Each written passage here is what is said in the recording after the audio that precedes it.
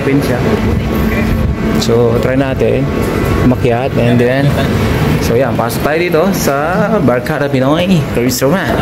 Aling Nenas. So, ayun, nandito pala yung tindahan ni Aling Nenas eh. Aling Nenas, shoutout kay Aling Nenas, no?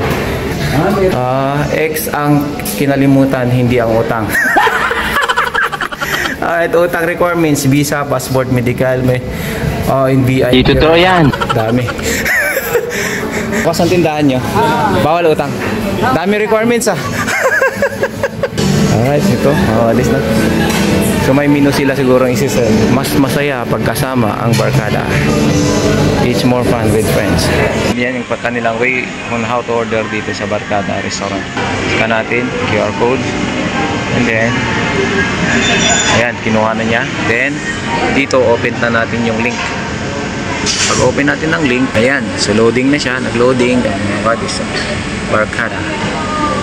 So ito yung kanilang mga menus. Ayan, spipata, spaghetti, ayan, tofu, sisig, different kinds of mix and match skewers, yung barbecue grill nila.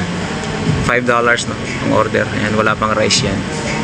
Rice combos nila, beef paris combo, $17, beef stick, $17, chicken inasal, ayan, $17. Then dessert nila, ayan, mga halo-halo, $14. Ice con yelo, $13.